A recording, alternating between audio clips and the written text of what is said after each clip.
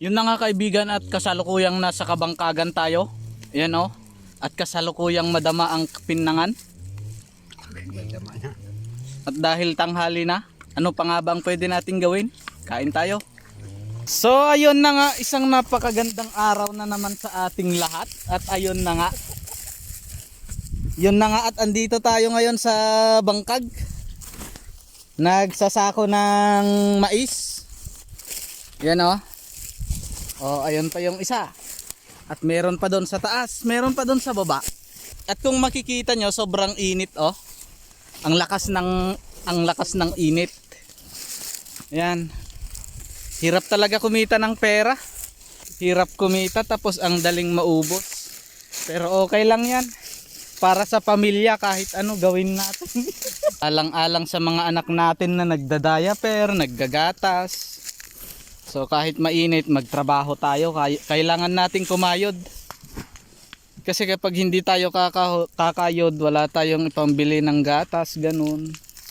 Kaya naman kahit ganito kainit, hirap talaga kumita ng pera. Ganito lang ang buhay. Grabe, sobrang init. Napakainit. Hirap kumita talaga ng pera. Pero gawin natin ang lahat para sa mga anak. Tignan mo naman yung mga kasama ko, oh. Ang lalakas nila. Ang bibilis. Nasa taas na sila. Pero ako, andito pa rin ako. Parang di ko na kaya. Pero kailangan kong kayanin. Para sa pamilya.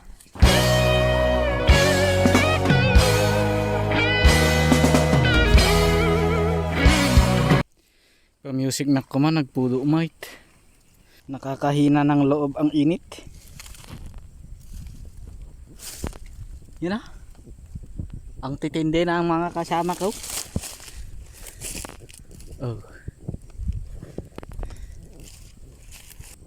Ganito pala magburas ng mais.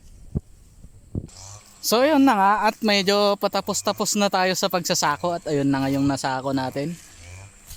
Yun na. Madami, syempre. Meron pa dito. Meron pa doon. Andon pa yung nagdadait.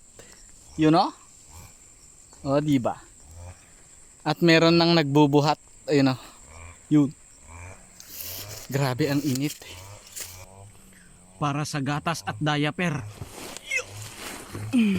Pipig sa gajay kakadwak na eh. Diba? Pipig sa ada na eh. Oh, di ba? Ibalto-baltog dalatan aja na. Iya. Apaw. So yun na nga, at andito na tayo sa pinaka-exciting na part. Pinaka-exciting panag-aawid. Oh.